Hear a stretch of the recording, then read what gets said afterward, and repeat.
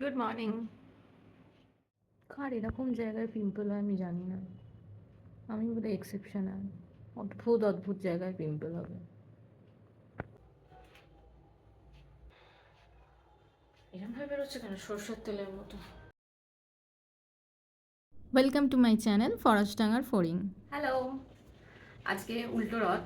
তো আজকে তেমন কিছু প্ল্যান নেই। সোজা রথে যেরকমভাবে ভেবেছিলাম এত সেজে গুজে যাবো, এই ফটো শ্যুট করবো, এই ভিডিও শ্যুট করলাম, তারপর ঝমঝম করে বৃষ্টি পড়েছে, প্রচণ্ড পরিমাণে ভিজেছি। অ্যান্ড উল্টো রথে সেরকম কোনো ইচ্ছা নেই, ইটস লাইক কি বাড়িতেই থাকবো। তবে মা বলেছে গাছ কিনতে যেতে হবে, বিকজ আমার মায়ের গাছের প্রতি প্রচুর প্রেম। সো গাছ কিনতে একবার বেরোতে পারি, সেটা কখন বেরোই দেখা যাক। তবে যেটা মাম্পির সাথেও প্ল্যান করেছি, তো সেটা কতটা সাকসেসফুল করতে পারবো জানি না, আবার অফিসেরও বেশ কিছু কাজ আছে। তো সব কিছু মিলিয়ে মোটামুটি এক্সপেক্টেড দিনটায় কোথাও ফাঁকা নেই আমি। সকালবেলা ঘুম থেকে উঠে আমার কিউট কিউট ফুলগুলোকে আগে দেখে নিলাম। আজকে জবা ফুল হয়েছে, অপরাজিতা ফুল হয়েছে, একটা হলুদ ফুলও হয়েছে।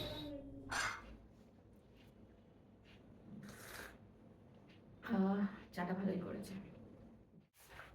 চুলে প্রচণ্ড ময়লা হয়েছে, অ্যান্ড আমার চুলটা না একটু লাইক কি ড্যান্ড্রাফের প্রবলেম আছে, অ্যান্ড একটু ড্রাইও আছে, অ্যান্ড আমি প্রচুরবার আনকাউন্টেবল স্ট্রেটনিং অ্যান্ড স্মুথনিং করেছি। সো চুলটা একটু খেয়াল রাখতে হবে মনে হচ্ছে এবার।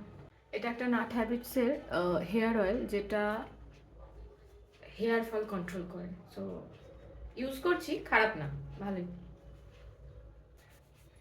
চিপু চিপু হয়ে গেছে। ফাইনালি শ্যাম্পু ডান, স্কিন কেয়ারও হয়ে গেছে, এবার যাবো খেতে। কিন্তু তার আগে দেখাবো আমাদের ঠাকুরের জায়গাটা। আজকে যেহেতু উল্টো রথ, তো মা পুজো করেছে, জগন্নাথকে ভোগও দেওয়া হয়েছে, তাই আজকে ঠাকুরের সিংহাসনটা খুব সুন্দর করে সাজানো হয়েছিল। আজকে যেহেতু স্যাটারডে আর উল্টো রথও আছে, তো নিরামিষই হয়েছিল।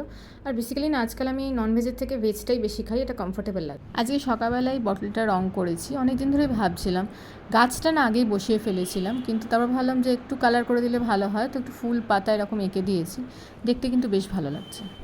তারপর খেলাম ঠাকুরের প্রসাদ। কোনটা ছেড়ে কোনটা খাবো বুঝতে পারছিলাম না, কারণ মিষ্টি খেতে আমি এমনিই ভালোবাসি। যাই হোক, গুজিয়াটাই খেলাম।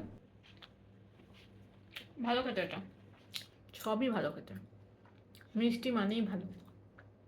ফাইনালি অফিসের কাজ শেষ, এবার একটু রেডি হবো আর বেরোবো। মাম্পির সাথে আর বেরোতে পারিনি, বিকজ পিসির বাড়িতে ইনভিটেশন আছে, তো ওখানেই যাব।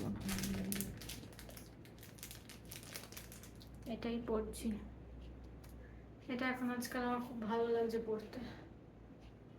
বেসিক্যালি আমার বিভিন্ন অকেশনের কিছু ফিক্সড ইয়াররিংস আছে, যেগুলো আমি পড়ি, কিন্তু আজকাল এটাও বেশ ভালো লাগছে পড়তে। ফাইনালি আমি রেডি মোটামুটি বেরোবার জন্য। মাও রেডি হয়ে গেছে, তো বেরিয়ে পড়ি। আমি না চুলটা বেঁধেই নিলাম, কারণ প্রচণ্ড গরম হবে বুঝতেই পারছি, যেহেতু আজকে উল্টো রথ, রাস্তাতে ভিড়ও হবে।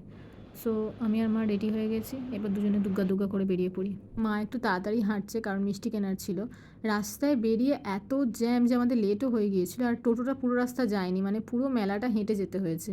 এই ভিড় দেখে মনে হচ্ছে মানে চন্দননগরে জগদ্ধাত্রী পুজো এত ভিড় হয় না, যে রথের মেলা এত ভিড় হয়েছে।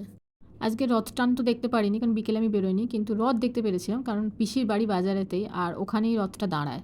পিসির বাড়ি পৌঁছতেই ভুড়িভোজ শুরু। প্রথমেই খেয়েছিলাম পকোড়া, জিলিপি, তারপর পিসি দিয়েছিল একটা চিকেন সার্টে, এটা পিসমশাই বানিয়েছিল, তো খেতে কিন্তু দারুণ হয়েছিল। সো ফাইনালি স্যাটারডে ডান। দিনটা মোটামুটি ভালোই গেছে, একটু বিজি ছিলাম, বাট গাছ কেনা হয়নি, মা একটু রেগে গেছে, বলেছি কালকে কিনে দেবো। সো ঠিক আছে, আজকের মতো টাটা, আবার দেখা হবে নতুন কোনো স্টোরি নিয়ে।